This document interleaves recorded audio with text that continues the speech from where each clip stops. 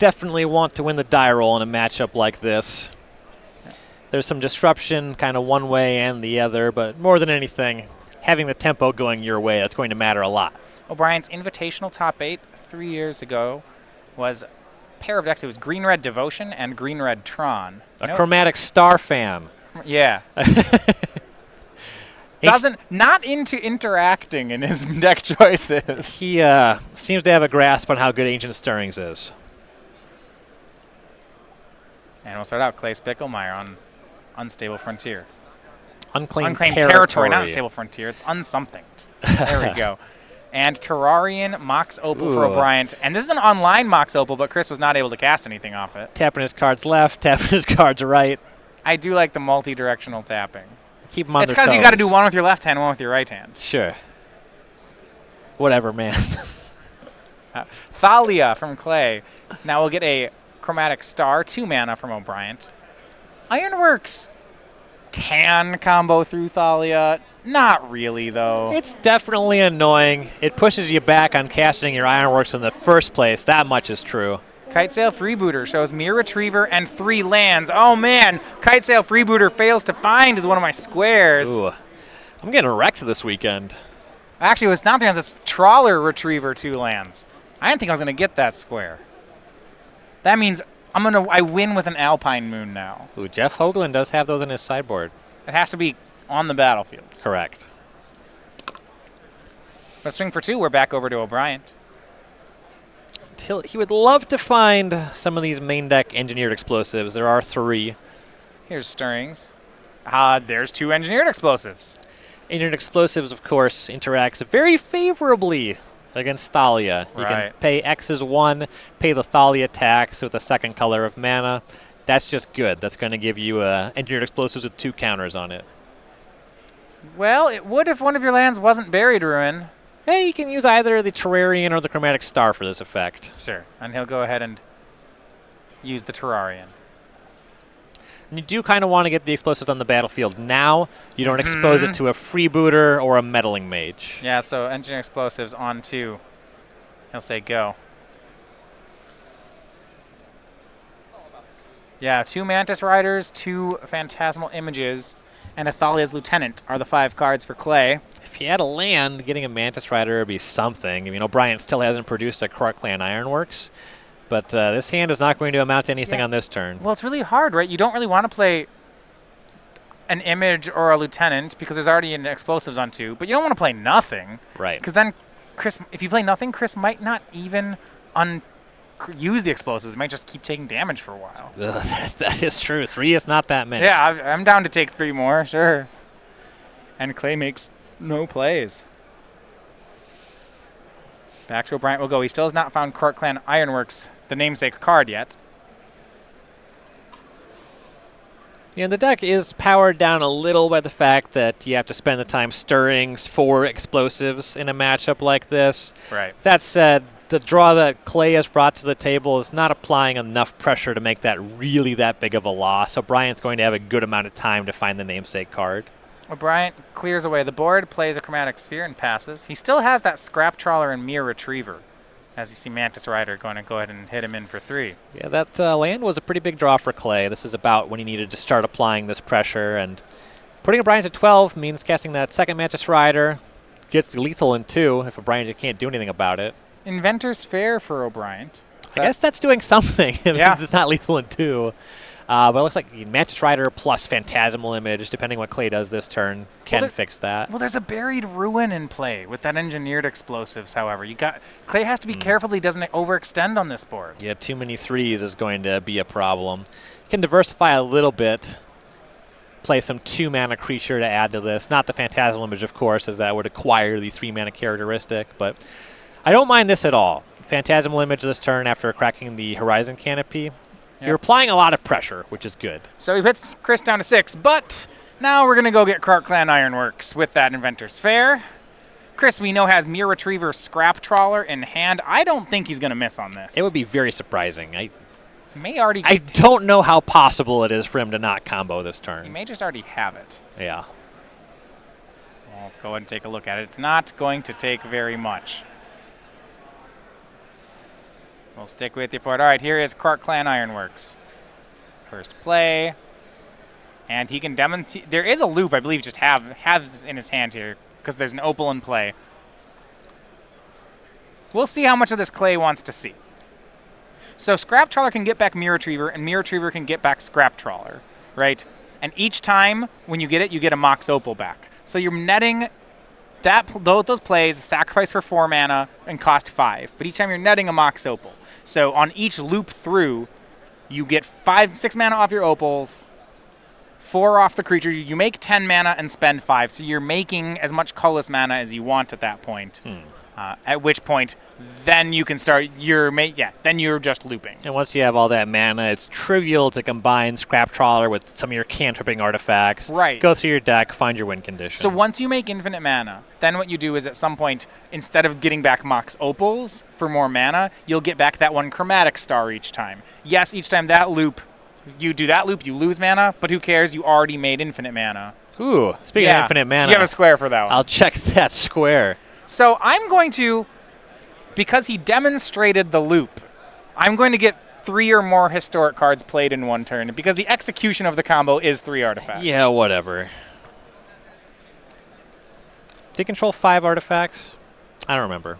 Whatever, I'll get that one later. Yes, he did. You're good. Right. Oh, You're good. All right. We're going to sideboards here. All right. Let's start on Clay Spicklemire. Most of the times, human sideboard is a bunch of creatures, for obvious reasons. So they play Aether Vial. But he's got Sin Collector, Direfleet Daredevil, Reclamation Sage, Staticasters, Reflector Mage, and Militia Bugler's creatures. He also has 2 Damping Spheres and 2 Gutshots as non-creature spells, and I expect to see the Damping Spheres here. Yeah, the best card on the sideboard here is going to be those 2 Damping Spheres. Now, as we saw, O'Brien has access to Engineered Explosive. Pretty high access to it. 3 copies in the main deck, Ancient Stirrings to go find it, a number of redraws as well, and many of his creatures cost 2, so dealing with Damping Sphere is something that's not that hard for O'Brien to do, but even still, it does force him to do that sort of thing. Reclamation Stage is pretty medium in the matchup. It doesn't amount to much. What about this? I board in Direfleet Daredevil, I Daredevil your Ancient Stirrings, and I find my Damping Spheres. Ooh. No, Rob. Is this too fancy? I think we're going real deep on this one.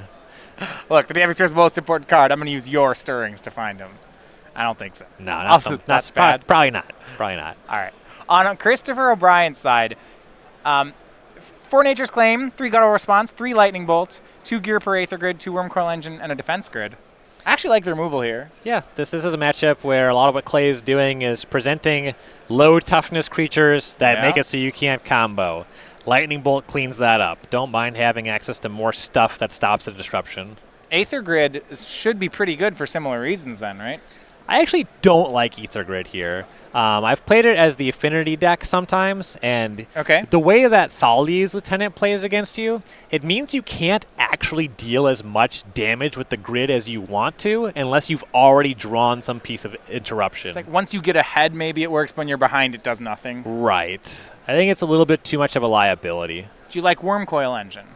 Not so much. I mean, Clay's probably boarding down a Reflector Mage. It can have its spots. It's fine. I don't know how much you want to be boarding out your cantrips in this matchup, your redraws. Yeah. Last card, Nature's Claim. I don't know how stock it is for humans. Certainly have access to Damping Sphere. They don't all play Damping Spheres. Do you reach for them or let them go?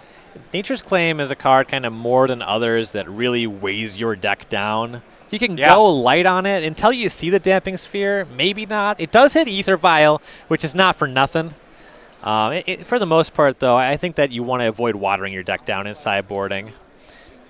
Mostly sticking with these Lightning Bolts, tagging Meddling Mages and Kitesail Freebooters.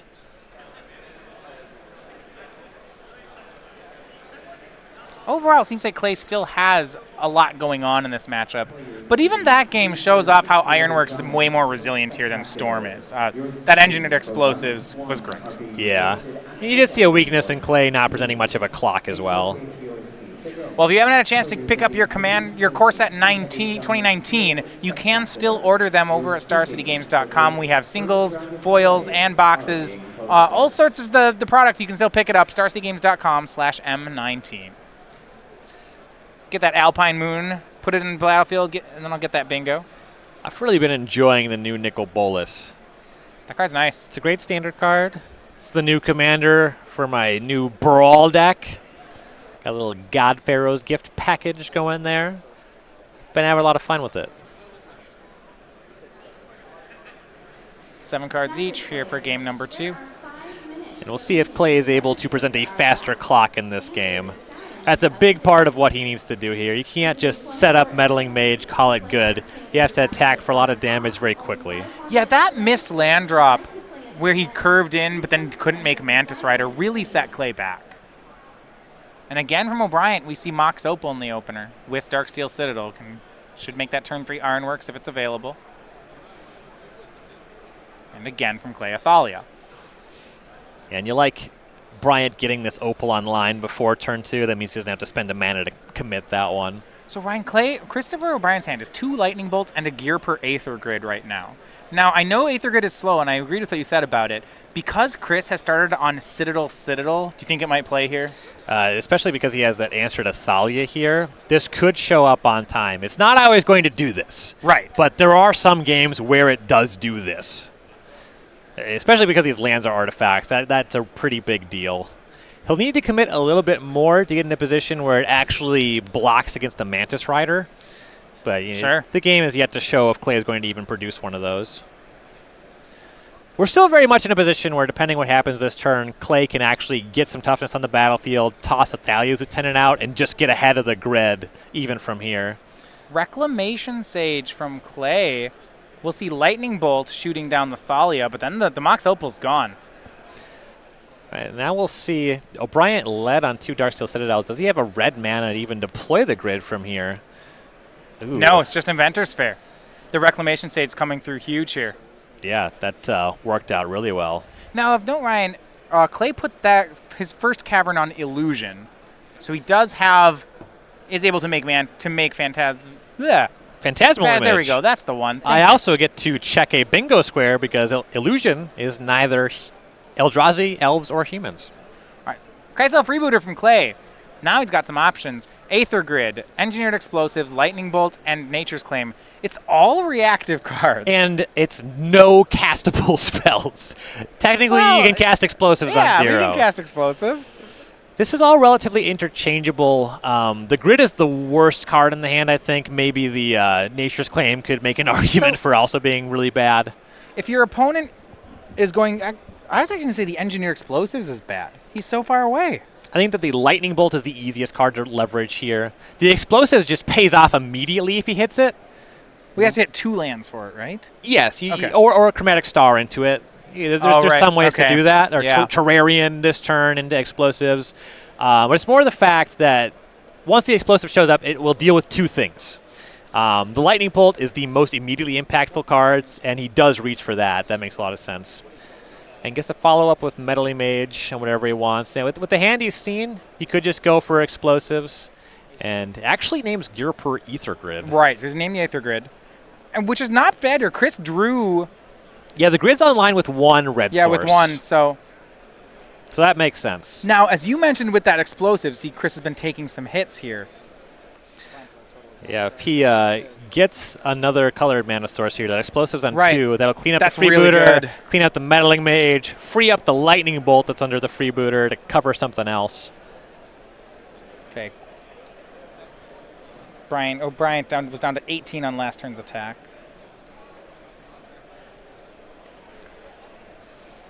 Phantasmal Image on Meddling Mage Clay. That one I think is going to name Engineered Explosives. Yeah. We'll confirm it, but... Theoretically, I guess you could name Ironworks. It seems like naming Explosives is going to be the play here. And it is. So he's doing that the chain of Meddling Mages to try to lock down the game. Now, I guess if Christopher draws a Lightning Bolt, he could undo all of it. Yeah, bolt that Freebooter, get that Bolt back, bolt something else, or you can just... bolt the Meddling Mage on Explosives and go for that if you have another colored mana source. Chromatic Star into Chromatic Star for O'Brien. Says go. Currently, that Nature's Claim is looking to be a gain 4 life spell for O'Brien. Yeah, well, it can gain 4. Also, he's got this Inventor's Fair that's online just off Darksteel Citadels. So Clay still has to be concerned here. He likely has enough, but it's not completely done, and now we'll see another Kite Sail freebooter. Chris may have to claim his own star before this happens. And Clay does go for engineered explosives, but yeah, that is something I was interested in, because currently with the star, just has this ability, goes to the graveyard, you draw a card, so targeting with the claim is just gain 4 life, replace yourself. Swing puts Christopher down to 6, goes up to 7 from that Inventor's Fair, draws for turn. It's another Nature's Claim. He definitely had a Damping Sphere on the mind when doing the sideboard, but the disruption is not going to be weathered. We're going to a game 3. For a second there, it felt like Chris might be able to get that one. Yeah, he had a good mix of disruption, and I don't know what's in the sideboard here for O'Brien. It's not clear that drawing a different spell would have mattered. It's to interchange with that Gearper Ether Grid, but you kind of saw how there's just games where the card just doesn't matter at all. You know, certainly Meddling Mage came in and pushed it back. There could have been a window without that Meddling Mage. Well, and it was really scary. I mean, so many things, right? Reclamation Sage hitting Mox Opal. You'd even mentioned in Sideboarding that Reclamation Sage is pretty medium against Ironworks, which I agree. That game, it might have saved Clay. Yeah, it's good enough to bring in. Yeah. It's just not exciting. Right, that was, a very above average Reclamation Sage. Right. Especially because Christopher's hand was that Aether Grid and then just all these Darksteel Citadels. It's one of the scariest things the card can do. Yeah, with that composition with artifact lands. There's a reason that Darksteel Citadel is the only one they let you play. Yeah. If you could play all artifact lands, Aether Grid would be a pretty nice card. Well, it would certainly be a good sideboard card. It's still a point where, there's just so many things where 0-mana artifact as your land drop just gets kind of busted. Yeah, okay, that's not the most busted thing. Yeah. That's just one of many scary things. Thoughtcast gets pretty good in those attacks. Yeah, I'd even be wary of Frogmite. Sure. Now everything's free. Yeah. I can see it. 0 mana is a good price. Well, if you're just joining us, we're a bit delayed in the tournament. Right now in round 5, we had some technical difficulties earlier. But if you want to catch earlier rounds and previous tournaments, check out our YouTube page, youtube.com/StarCityGames. We have full archives of our events here on the SCG Tour, and we also have archives of previous things we've seen over on our website, including Versus Series and Commander Versus, and you can check out all that over on our page. Yeah, a recent feature there, Flashback. We recently rolled out Flashback with Todd Anderson. It's a cool new feature. If you're not on the YouTube page, definitely check it out, like and subscribe. Really cool content here, all kinds of different ways to access Magic.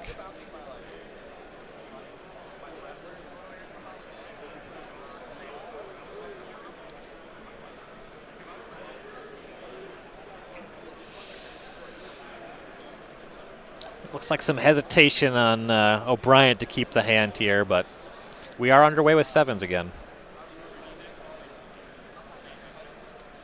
All right, Star from O'Brien and Aether Vial from Spicklemire. The first turn 1 play from Spicklemire of the match.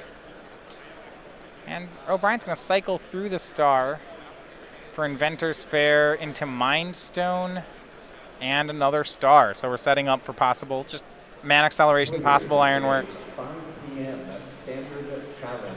Your first round pairings are being posted at the gathering point on Cold. And from Clay, Thalia is in play. He also has a Damping Sphere in hand, but does look like O'Brien is at the ready with a Nature's Claim. And there was that choice there, Clay, Thalia versus Damping Sphere. The Thalia on this turn means O'Brien can't cast Krark-Clan Ironworks here. Sure. You can only get to 4 mana, so pushing him back there makes sense. Because Thalia also gets to attack, you get to turn up the heat. 3 mana Mind Stone, and then Chris will go ahead. Oh, we need to stop him here. Hold on. Right? 3 mana for the Mind Stone. Oh, no. Went 1 through mana. the 1 mana. We're good. We paid for Thalia. Yeah. All right. There's Ancient Stirrings from O'Brien. You were saying, so the Thalia kept him off Ironworks this turn? Right. And just because the Thalia is able to attack, and ultimately Spicklemire does need to come across the finish line, it makes sense to lead on the Thalia. Pyrite Spellbomb is the find from O'Brien. That's an answer for Thalia. Clay end step will make a Noble Hierarch.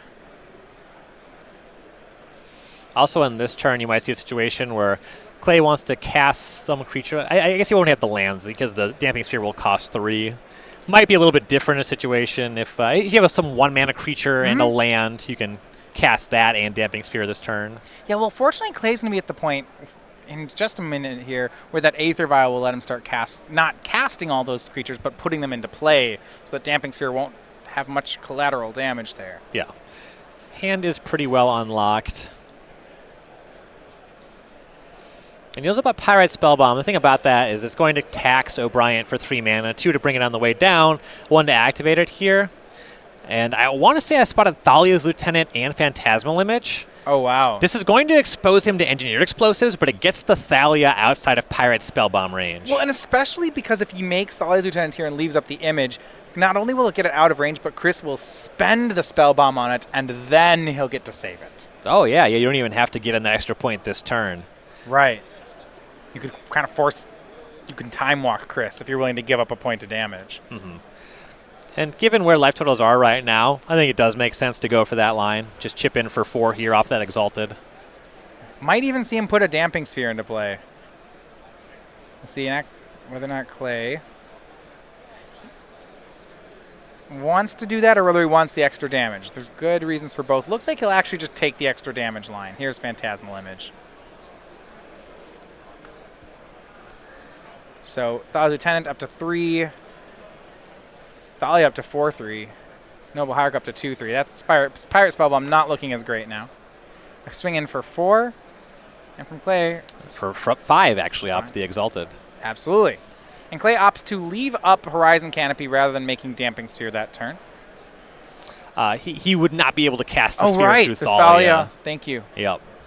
Yeah, choosing to cast the 2-mana creature is what took him off there. And I do like this line. He's in a situation where Engineered Explosives is quite dicey, though O'Brien needs to produce a second color of mana to actually make that happen, which I'm sure is part of Clay's reasoning here.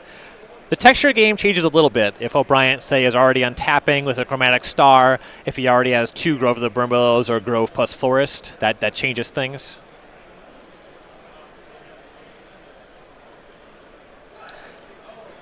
O'Brien does get an extra look with the Mind Stone if he could crack into explosives, either to find the forest or grove.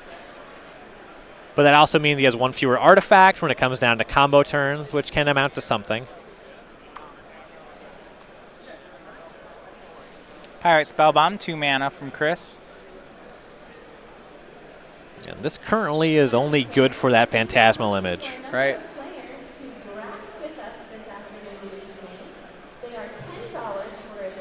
Looks like there's a second Spellbomb in the hand. We also have 1 more player needed for a Brawl event. If you would like to play Brawl, And then there's Terrarian, casting everything through that Thalia. But right now, Clay likely has a 2-turn clock, especially with those Mantis Riders about to come online. There's a lot of pressure on O'Brien. So right now, just untapping with the creatures available, you have it's like 10 damage if we're counting the Phantasmal Image. And he takes the Vial up to 3. If there is he can use the Hierarch, or if he has a 3rd land, if he's able to deploy Mantis Riders, he can assemble lethal on this turn.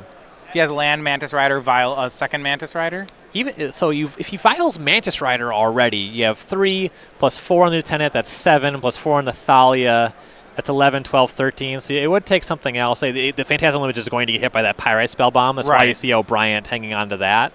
But another Mantis Rider should do it here. I don't believe he has access to that. Yeah, looks like we have Mantis Rider, Damping Sphere, Meddling Mage, and then 1 other card in hand. It might be Militia Bugler. Here is Meddling Mage.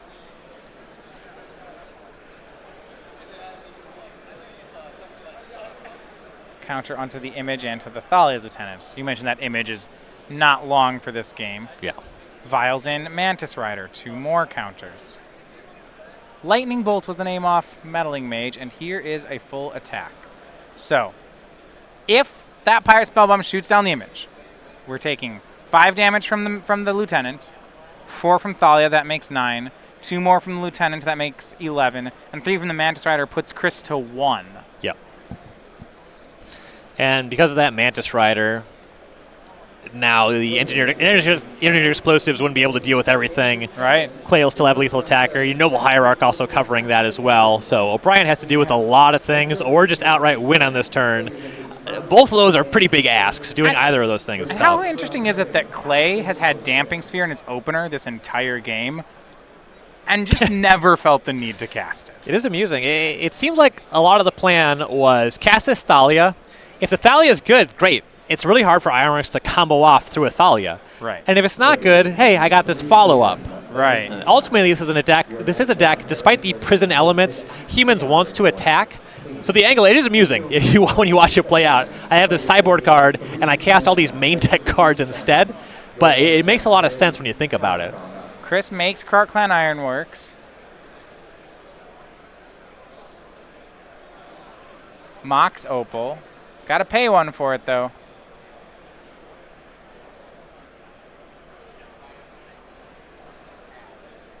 I don't see it, Ryan. Yeah, these Mind Stones are good for some mana, but they're not good for redraws. If you sacrifice them to the Ironworks, you make 2. Leftover hand is Pyrite Spellbomb. That's 3 mana to draw a card. Mirror Retriever. Ugh. 2 mana to get something back, then you have to cast it. So let's see. He's got 1 colorless floating. I mean, I guess if he cracks it, so he's going to go up to a mana, he'll pick a color, sacrifice Mox Opal. He's going to try to do something with this Inventor's Fair here. If he can set up a loop. Trawler Inventor's Fair. He may actually have enough mana to do it. Mirror Retriever. Down to 2 mana floating. So he sacks 2 artifacts. You know, I think he can do this. Yeah, 1 more lets him Inventor's Fair. Yeah, hold on. He can go find a Trawler. Right. Yeah, I think he's got this. Yeah, and then he has 2 he can sack to activate the Trawler, and he's getting this Opal back. Now, hold on. Getting the Opal back might not be right.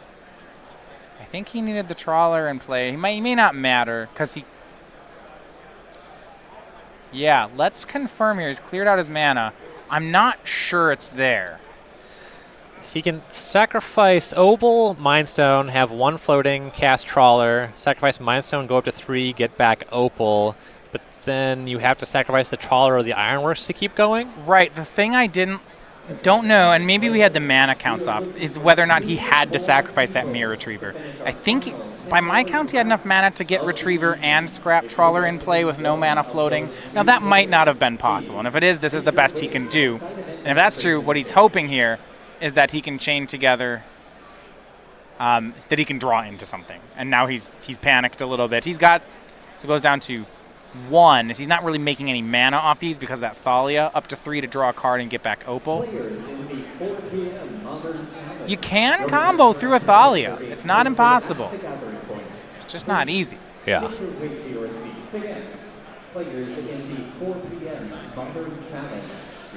And the Opal is +2 mana every time he commits it, but you have to have redraws. Right.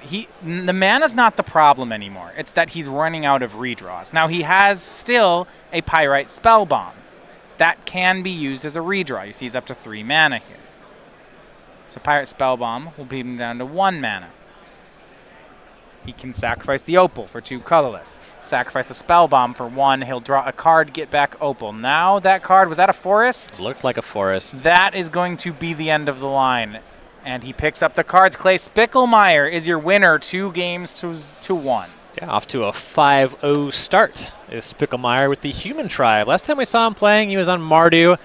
Wasn't really happy with where he was with the format, but so far things are working out by switching to humans.